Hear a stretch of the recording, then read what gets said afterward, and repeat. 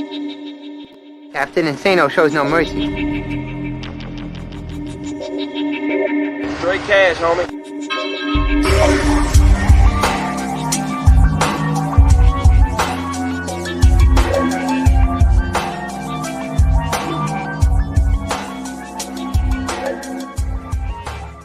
Hold on to your butts.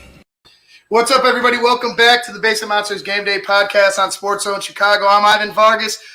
As always, Luke Nettles getting ready for this big game. It's like as the game approaches, you could feel like Luke's talking a little bit more. He's a little more animated, and then all of a sudden he'll just be dead silent. And I'm like, man, what the hell is going on? You could tell he's like dead focused on what's going on in the game in his head, and it's great because right now I feel like I'm living through you. Like I'm living vicariously through you because my team can't seem to sniff the Super Bowl. But, you know, I'm rooting for you. Like, I have a rooting interest today, and it'll be the Bucks. But, you know, right now we're going to go ahead and bring in a bunch of guys that, man, like I said, it's like the Wu-Tang Clan coming in. It's like Wu-Tang, Wu-Tang. It's like these guys are the funniest group of guys, like, I've known in a while, man. I get them together, and the show that I help produce, the Humidor Sports Podcast on Saturday from 11 to 1, I look forward to working on Saturday.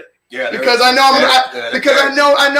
shit's gonna be hilarious. Yeah. Somebody's gonna say something out of pocket, they go at each other, but you know they go at it. But it's all love and it's all fun. So I'm gonna go ahead and bring them all in all at once. We're gonna go ahead and kick it off. Guys, the Smokefellas. We're gonna go ahead, Mr. Smokefella, PG, Angry Man, Lucky Lefty. What's up, KDL? What's up, fellas? How are you? Hey, I like Happy that. Super Bowl to y'all. They like the Wu-Tang. All right. Hell yeah. Man, hey, big day today, guys. Like I said, Luke's all decked out. He's ready to go. He's got the All-Star jersey. Bucks, Chiefs. You know, I want to go ahead and start with KDL since KDL slept in on his birthday. Happy birthday to you, Kevin. Hey. Kevin Lyon, happy birthday. Hey, we're gonna start with you since you didn't have any time on Saturday. We're looking at this game, Luke and I, as a disciplined defense in the Chiefs and an offense in the Bucks that, if used correctly, can keep pace with an offense of the Chiefs. How do you see the offense of the Bucks attacking that Chiefs defense? Because I feel and I explained this in the last segment with Jamar Harp from Sports 101. We explained it as such. They don't have superstars on that Chiefs defense. There's not one name. There's real quality guys, like real talented guys, but they work disciplined and they work together, and that's what makes them so dangerous. How do you see Tom? And you've seen Tom, KDL, last week and the week before, throw some dumbass interceptions. How do you think that offense approaches the attack against the Chiefs? I think he has to balance it out. He has to run the ball. You have Leonard Fournette and you have Ronald Jones, who are pretty good running backs. You have to balance it. You can't do the drop back 5 steps and throw the bomb to Mike Evans and think you're going to beat the Chiefs. You have to balance it out. So I think he needs to run. Even though the little short passes he did in New England, maybe he can do that. You got to keep the Chiefs at bay, man. You gotta mix in, run, and pass. That's the only way you're going to beat them. I took the Chiefs because I don't think Tampa Bay can score enough. That's just me. I don't think they can score enough overall. And it doesn't matter if you go up on the Chiefs. They're going to come back and win, man. So I just think you gotta balance it out if you're Tom, and you can't afford the picks. You got away with it with Green Bay. You will not get away with that with KC. They will score immediately. And right before I go ahead and get to Lucky Lefty's response to that as well, Millie, happy Super Bowl to you as well. Millie's a big Chiefs fan. She's also a big supporter of us and of Halatek Call and of SportsZone Chicago as a whole. So thanks, Millie, for chiming in. Lefty, same question. Bucks offense, how do they get it going? You know what? Just keep doing what you've been doing for the last few weeks. You know, I don't think you come in here and overthink it. We saw in the first matchup how Tampa Bay kind of attacked them in the second half. I think you just got to go at them. You know, if you start overthinking this thing, then you're gonna do something that the team's not comfortable with. They probably the hottest team in the NFL right now, Tampa Bay Buccaneers. So I say don't change nothing, man. Keep taking your shots. I mean, I agree with Kevo when you got to run it, but if that deep pass, if that's what's been getting it done for Tampa Bay, I say, hey, attack him. Just go in. I mean, it's balls to the wall right here. It's the Super Bowl, so keep going. And you know what? We're going to go ahead and switch things up. Slide. I want to know about that cake. Whoa. Oh, you got something? Did you just hear him say I heard balls? We don't do that. Ring We the don't bell. do that, man. Ring the We bell. don't do that. Ooh. For you all that did not play football, you wouldn't understand that lingo. Hey, No, that but- lingo. Balls to the wall, baby. Put it in the box. Balls Put to it the in the wall, box. baby. I understand football All right. lingo, but balls to the walls in this day and age, that ain't. We don't. Yeah, Yeah, that was weird.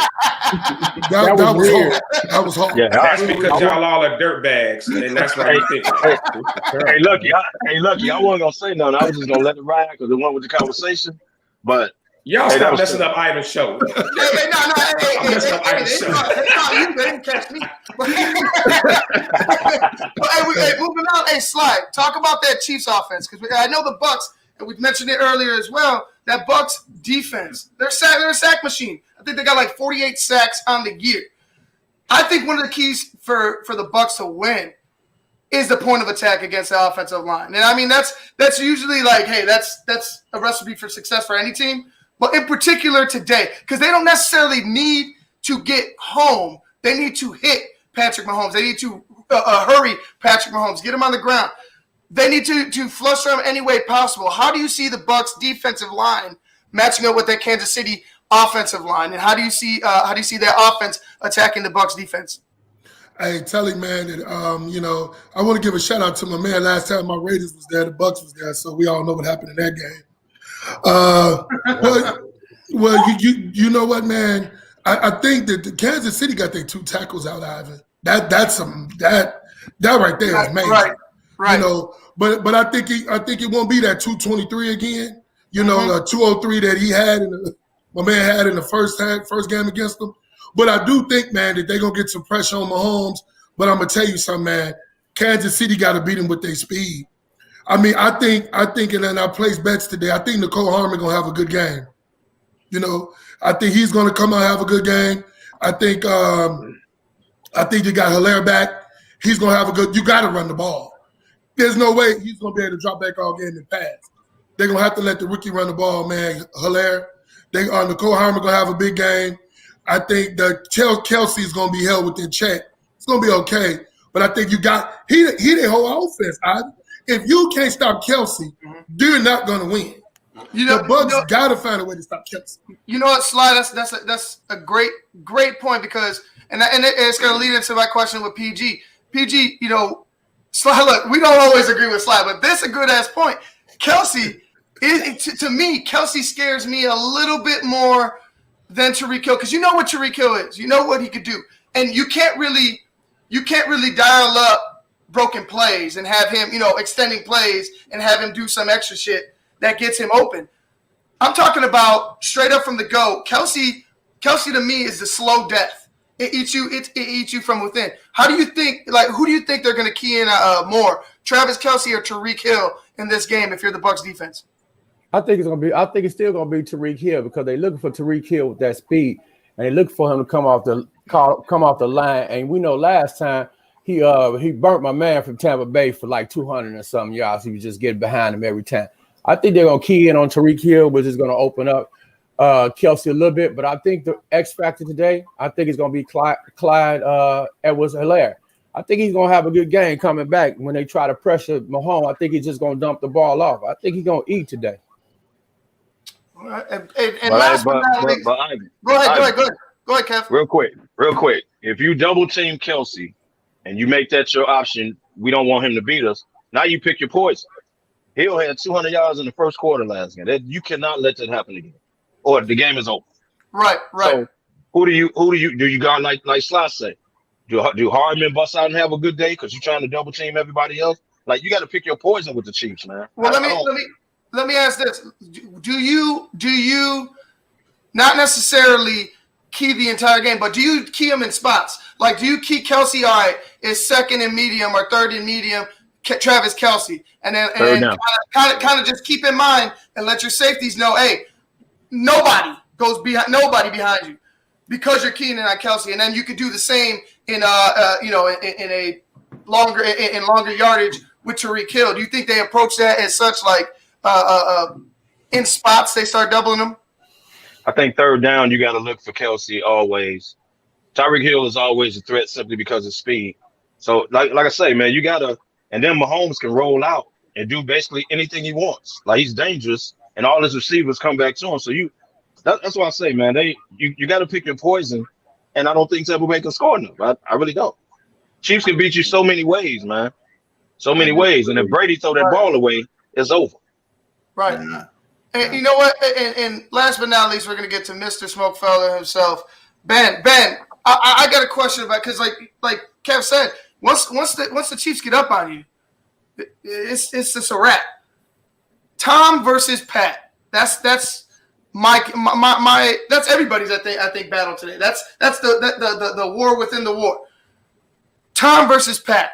How do you think Pat Mahomes is going to fare in this year's Super Bowl as compared to last year's Super Bowl? Because last year we saw him struggle, and he had one great quarter, and that's all Pat Mahomes needs is one. The offense only needs a little bit here. You seen Chad Henne did something with the offense, so like they have the talent to do it. How do you see Pat Mahomes starting off this Super Bowl? Is he going to start a little bit hot? Is he gonna stay consistent throughout, or is it going to be similar to last year, where you hardly hear from him throughout the game, and then all of a sudden, boom, they blow up on you? And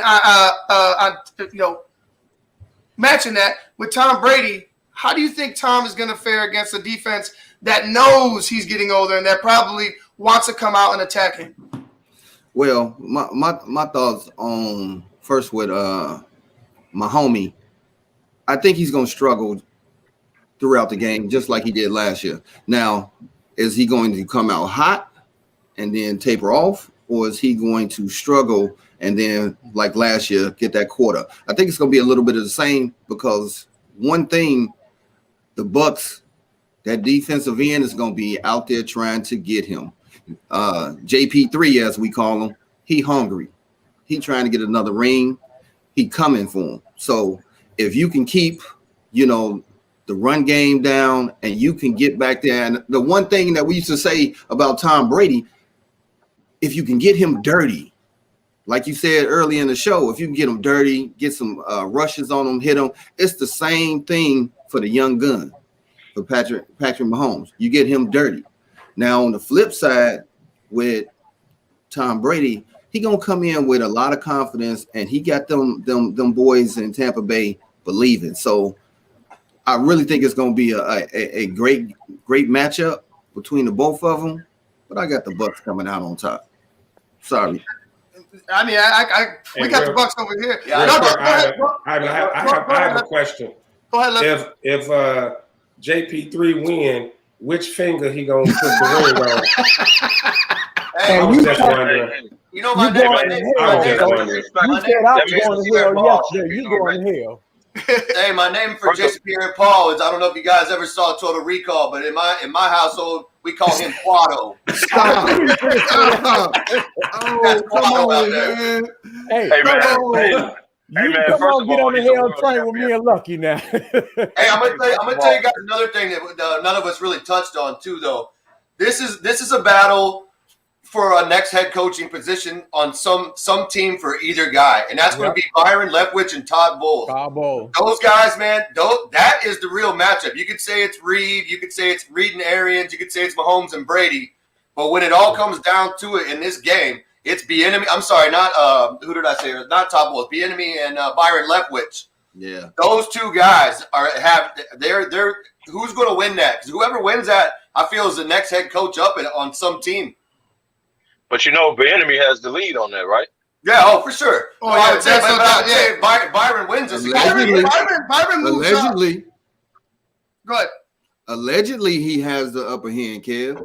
But we ain't talked about this. We ain't talked about this, man. When you think somebody got the upper hand, they go somewhere else. So that upper hand, we know that's some BS. Did you guys know Bieniemy's contract ends after this game? Did y'all know that? Wow. Bieniemy's contract ends after this game. Yes. All the head coaching jobs are gone. So what do you think he's going to do? He's gonna resign. Gonna re-up with the Chiefs. Yeah, but that don't mean they all be still under contract when they take other head coaching jobs, Kevin. Yeah. I mean, now you look at 2022 now. But if they sign Bieniemy, Sly, I mean, you're pretty much saying you're the next head coach of the Kansas City Chiefs. Like I would think that would be the approach. Like look what's going on with Andy Reid, and I don't want to mention that now. We're gonna get to that later with Jason about the. I know we all know about the story with his son and everything like that. Right now, I know. I want to keep it light, but how many more years? In my opinion, Eric Bieniemy, if nobody's calling for you, here's a 5-year deal. Andy, the clock's ticking. Like that's how I look at it. In my eyes, Eric Bieniemy would be the next guy, next man up for the Kansas City Chiefs head coaching job. Yeah, I agree. I mean, it's going. I mean, I agree, but and he should be looked. He should be looked at as a successor. Nobody else want to give him a job, right? Yeah. So why not? Why not? He in a good situation. He in a good situation right there where he at. So why leave? I mean, Ivan, it might play out that way. He in a great situation. He can learn from one of the best ever. And if Andy Reid win a couple more, then you got to start looking at him and Belichick upside the head at each other. So, hey, why not stay there? You already in place. Good success, right? Right. If he signs for more than 3 years, Ivan, you are right. That is the plan. If he signs more than 3 years, that means he's there. And as soon as Andy Reid walks off, he jumps up. That's exactly what's going to happen. And I don't know why that wouldn't be the plan as of now. You know what I mean? I don't know why that wouldn't be the plan for the Kansas City. And I understand giving him an opportunity to find his own way. If somebody were to have signed him, but you got offensive mind that is there. Like I honestly think Matt Nagy would have been better staying with the Chiefs for a couple more years and then finding a head coaching job, as opposed to jumping ship when he did, because he wasn't calling plays. He wasn't really fully enthralled in the offense like Eric Bieniemy is. Eric Bieniemy is leaps and bounds further along in his coaching progression than I think Matt Nagy was. So why wouldn't you go ahead and keep the guy that's further along than the best coaching candidate that you've ever had in your coaching tree, according to Andy Reid? Well, first of all, I mean, all of them was like Frank Wright. All of them didn't really call plays. Look at the tree, right? I mean, Frank Wright got a job, and Frank Wright was offensive coordinator, and he ended up going with his pal, and Carson Wentz ain't been good since he left. So I mean, that's what they do there. What y'all fail to realize is that these assistant coaches, the DCs, the OC, they in their mind, they can do the job. So they don't have the patience this day and age to sit back there and wait to be the successor. They don't. They want instantly. I want it now. That's why he going out to take interviews. If he was going to be the successor and they hadn't talked about it, then he wouldn't be going out to take these interviews. He would be staying pat, and the plan is already in play. You got to take the interviews, man. You got to take the interviews just off GP. Like, you got to take the interviews, bro. Look at the contract they gave. I forget his name. The dude from Carolina. He was coaching at Baylor. Matt Rule. Yeah, Matt Rule. They gave Matt Rule some dumbass contract, and you think you know what I'm saying? Like there's and with power, Ivan. Exactly. And they gave him power. He gave him power. Yeah. The GM has no power, and he coming from college. I'll give you that. That's If they laying out the bank for you and they giving you all this power and control, you have to go with it. But look at Josh McDaniels. He's sitting there to be the successor to Belichick. So he's Josh McDaniels turned down jobs though. He's turned down jobs, and he failed at Denver. So stop. He was hired in Indianapolis. Is he turning down jobs because is he turning down jobs because they're not good? Or he's like, shit, I'm comfortable here. Like, I don't have to do much. I think Josh Daniels more of a comfort thing, man. Yeah, him and Kraft may have talks. Can't go be there much longer. Him and Kraft may have had talks, but more or less what I'm saying is, what if he's just like, I'm comfortable here. Belichick's in the coach, and then that's probably we'll draft a quarterback, and I'll take over. And I'll take over, and that's going to be that. Like, he's waiting on Belichick. Trust. Exactly, and who knows how long Belichick's in the guy. You best believe it, Brady. PG, tell me if I'm lying. If Brady wins the Super Bowl, Bill Belichick will not retire until he wins a Super Bowl without Tom Brady. No, I would agree there. I think Belichick still have to come back and at least win one more Super Bowl before he decides to retire, because then it's still going to be that stigma if it was the system or if it was Brady. And somebody's going to have to prove somebody's wrong, and Belichick going to try to prove that he can't do it with another quarterback in that system. That's just my thought. I 100% disagree. I think it's total opposite. I think it's total opposite that Belichick is not going to continue to lose. So just say next year he don't make the playoffs, and then another year he's not going to hurt his legacy by keep putting these mediocre teams on the field. I think he'll walk away before he do that. I mean, he got the tenure. He got the resume. He already a Hall of Famer. I mean, what else does he really have to prove? I think everybody kind of putting him and Brady against each other, I think it's kind of ridiculous. Like, Belichick is one of the greatest coaches of all time. So I got a question, Lucky, to follow up on that. Since you said that, what do you see? 2 or 3 more years? Because think about it. They almost went now. They had a better chance, but they had all these people that sat out. So you trying to tell me if he doesn't get another a decent quarterback where he could possibly win within the next 2 or 3 years, he gonna stay or no? Well, no, I would say about 2 years. I give him about 2 years. He gonna walk. I mean, getting an all-time quarterback is like hitting the fucking lottery, man. Let's be totally honest. It's not easy just to come up with another Tom Brady or an Aaron Rodgers or a Patrick Mahomes. Those cats you just don't grab them out of grab bag like that. I think Belichick has to be competitive in the next couple of years, or he gonna walk. Well, I've at least be competitive. I was talking to Ivan, and I said this is the one thing that made me think that Belichick's closer to being done, at least in New England, is he started doing Subway commercials. Yeah, when I saw that, I'm like, that's the money grab right there to get that extra loot. Squeeze that last when you go hit the beach or whatever it may be. But I think Belichick. I think there's already something in place, and that's why Daniels hasn't left, or McDaniels. I think he knows that. Like right now, we're going to let Belichick get us, whatever stable. We're going to draft a quarterback, and then out he goes, and I step into the realm, and that's it. And then New England's in the playoffs for the next. Because McDaniels a great coach. I can see him winning in New England. Yeah, the rumor is he don't want to uproot his family. He likes New England. I disagree. He's a good coach. Well, he also wearing a Raiders hat, so I agree. Thank you. I agree. He's a good offensive coordinator. I don't know about a great coach. I mean, he's a decent offensive coordinator, and we've seen worse people get head coaching jobs. Yeah, and I was like, facts. He felt miserable. I feel like he was the first of this. Oh, we gotta have this influx of young offensive-minded head coaches. He was the first guy to take that leap in Denver. Yeah. You saw how that shit panned out. I feel like that a lot of these guys get jobs because it's who you know. Exactly. Oh, this is my boy. Like, here you go. Like, this is our guy. Here you go. Put him into the fold, and they're just not ready, not qualified, whatever it may be. I just feel like that takes away. The Bus Show bubble, Bruce Arians failed in Arizona. He quit because of health reasons. And then when he get a ready-made team, now he come back like he a great offensive coach. I don't give Bruce Arians any respect. Bring there. I'll give y'all. Well, let's remember, Belichick failed in Cleveland. Belichick failed in Cleveland. Hey, let's also remember about coaches jumping ship, going to a ready-made team, retiring for 10 years, and then coming back and getting a 10-year deal in Las Vegas. You gonna take no shot at my team. We ain't gonna take no shot at my team now. We hear them with Nate Robinson blows right now, baby.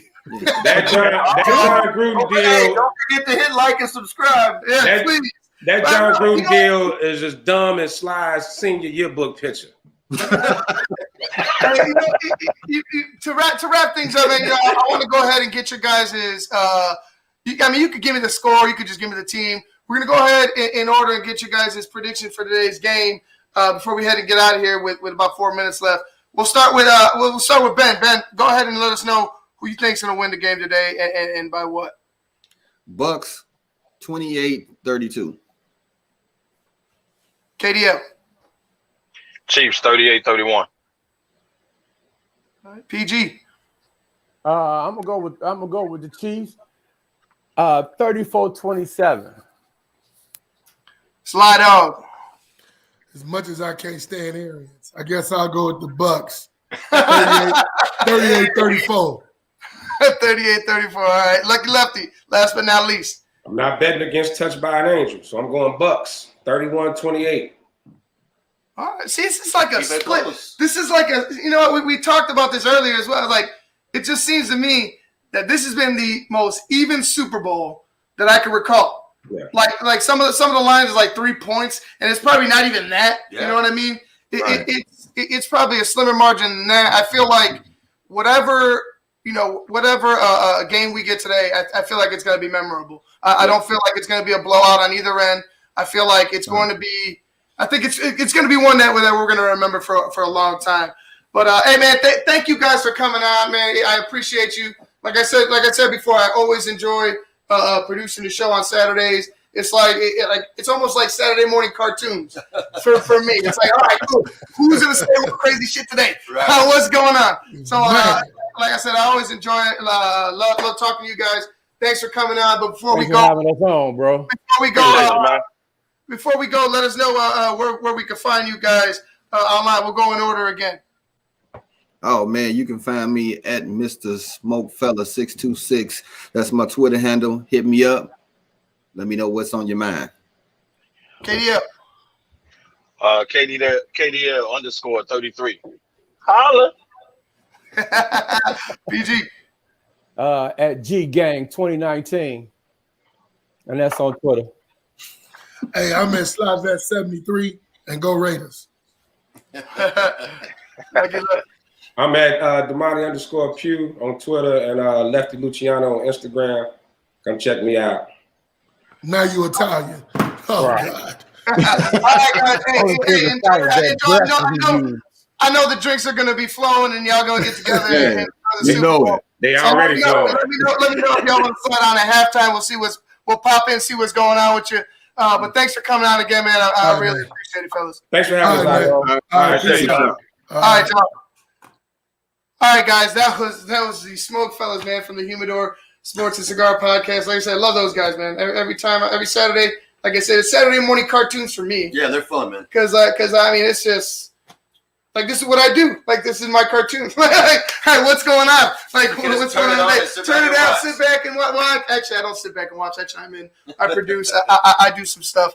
But those guys are some of the best, man. It's a great show. Check it out.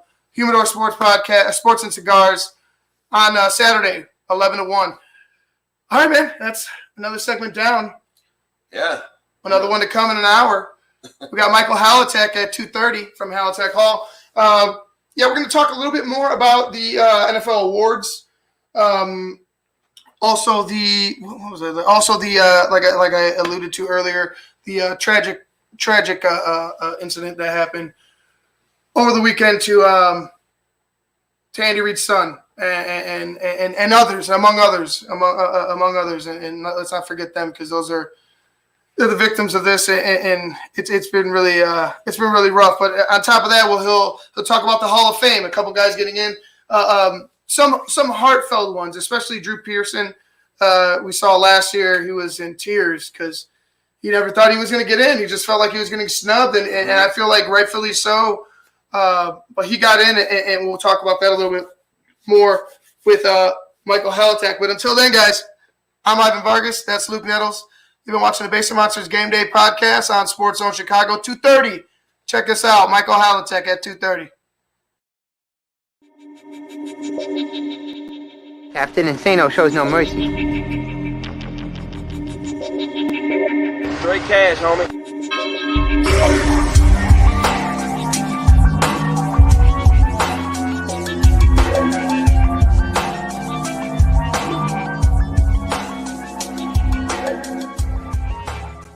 Hold on to your butts. And actually, before we go, because I can't, like, I'm flying around here. We have a poll question from the Crusader newspaper. Crusader newspaper actually powers the top of the morning segment for Shawn and Maya, and we actually have members of that newspaper that contribute. Jason Palmer, Joseph Phillips. So I want to go ahead and get to it because I forgot it last. I was like, yeah, I had it, and I forgot it, and I'm going to go download it and post it up. But they have a poll question. Usually, I think it's every week they have a poll question about something related to sports, and this one is actually pretty good. This one is, who gave the better Super Bowl halftime performance? Janet Jackson with Nipplegate.